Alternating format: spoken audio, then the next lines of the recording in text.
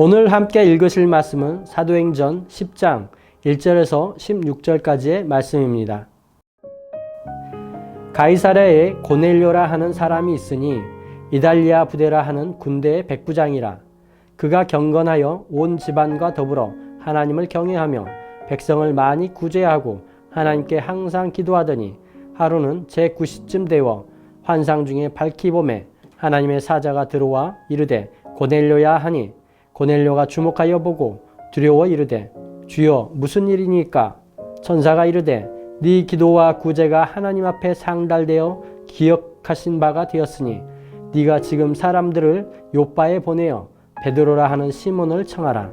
그는 무두장이 시몬의 집에 유숙하니 그 집은 해변에 있다 하더라. 마침 말하던 천사가 떠나매 고넬료가 집안 하인 둘과 부하 가운데 경건한 사람 하나를 불러 이 일을 다 이루고 요빠로 보내니라. 이튿날 그들이 길을 가다가 그 성에 가까이 갔을 그때에 베드로가 기도하려고 지붕에 올라가니 그 시각은 제6시더라. 그가 시장하여 먹고자 하매 사람들이 준비할 때에 황홀한 중에 하늘이 열리며 한 그릇이 내려오는 것을 보니 큰 보자기 같고 네 귀를 메어 땅에 들이웠더라. 그 안에는 땅에 있는 각종 네 발 가진 짐승과 기는 것과 공중에 나는 것들이 있더라. 또 소리가 있으되 베드로야 일어나 잡아먹으라 하거늘 베드로가 이르되 주여 그럴 수 없나이다.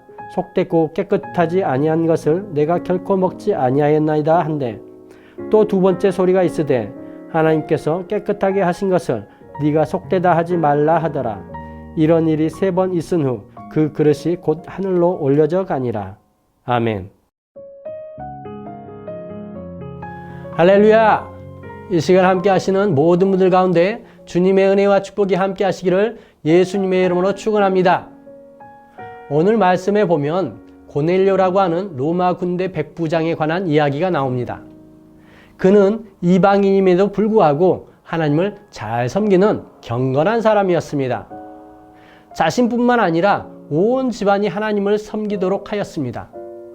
혼자만 하나님을 섬긴다고 하면 그 믿음의 정도를 잘 알 수 없겠지만 그 집안 모두가 하나님을 섬기도록 한다는 것은 하나님을 향한 그의 믿음이 얼마나 깊은지 짐작하게 합니다. 하나님을 섬김에 있어서도 단순하게 겉으로만 믿는 것은 아니었습니다. 그는 로마 군대의 장교로서 많은 백성들을 구제하는 데 힘썼습니다. 보통 식민지를 관할하는 관료나 군인들은 자신들의 지위를 이용하여 식민지 백성들을 착취하는 것이 일반적이었습니다. 한반도가 일제치하에 있을 때에도 일반의 관료나 군인들은 한반도에 있던 수많은 자원들을 수탈해 갔습니다.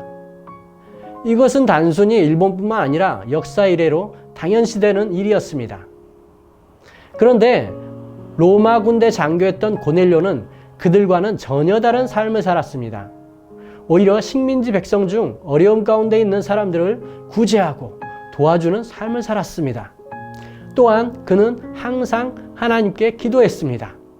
데살로니가전서 5장 16절에서 18절에 보면 항상 기뻐하라, 쉬지 말고 기도하라, 범사에 감사하라, 이것이 그리스도 예수 안에서 너희를 향한 하나님의 뜻이니라는 말씀이 나옵니다. 그처럼 고넬료는 하나님께 항상 기도하며 살았습니다. 여기서 항상이라는 말은 언제나 매일이라는 의미도 있지만 삶과 일의 모든 상황에서라는 의미도 있습니다. 이처럼 고넬료는 언제나 또는 어떤 일을 함에 있어서 하나님께 기도하는 삶을 살았음을 알 수 있습니다. 이렇게 고넬료는 이방인임에도 불구하고 진실함과 성실함으로 하나님을 의지하고 경외하는 삶을 살았습니다. 그리고 하나님은 그런 고넬료의 삶을 기뻐하는 산 제사로 받으셨습니다. 고넬료가 평소 때와 같이 기도하고 있을 때 특별한 하나님의 은혜가 임하게 됩니다. 하나님은 천사를 고넬료에게 보내셔서 내 기도와 구제가 하나님 앞에 상달되어 기억하신 바가 되었다라고 말씀하십니다. 그리고 요빠에 있는 베드로를 청하라고 말씀하십니다. 고넬료가 하나님을 섬기며 백성들을 구제하고 항상 기도하였지만 아직 예수님을 알지 못하고 구원받지 못한 상황이었습니다.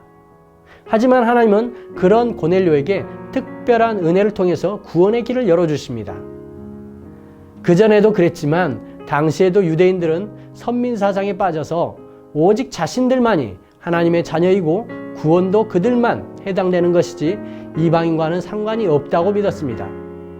하지만 그것은 잘못된 믿음이었습니다. 하나님은 욥바에 있는 베드로에게 그가 기도할 때 환상을 보여주십니다. 그리고 궁극적으로 이방인에 대한 구원의 길도 열려 있음에 대해서 깨닫게 해주셨습니다. 하나님은 그런 사건들과 인도하심을 통해서 진실로 하나님을 경외하는 고넬료와 그 집안에 온전한 구원이 임하도록 인도하셨습니다. 그리고 하나님은 수많은 이방인 중에서도 특별히 고넬료를 선택하셔서 이방인 구원 1호라는 은혜를 주신 것이었습니다. 당시 이방인임에도 불구하고 진심으로 하나님을 경외하고 많은 백성들을 구제하고 항상 하나님께 기도하던 고넬료의 신앙을 통해 우리의 신앙을 살펴보고 도전받는 시간이 되기를 바랍니다. 고넬료와 같이 진실로 하나님을 경외하며 언제나 하나님께 기도하고 선을 행하며 하나님 앞에 기억하신 바가 되는 우리 모두의 삶이 되시기를 예수님의 이름으로 축원합니다. 기도하시겠습니다. 좋으신 하나님 아버지, 이방인임에도 불구하고 진실함으로 하나님을 섬기고 백성들을 구제하며 언제나 하나님께 기도했던 로마의 백부장 고넬료의 신앙을 닮아가게 하여 주시옵소서.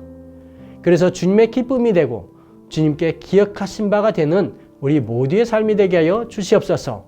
언제나 우리의 기도를 들으시는 하나님께 감사드리며 예수님의 이름으로 기도드립니다. 아멘.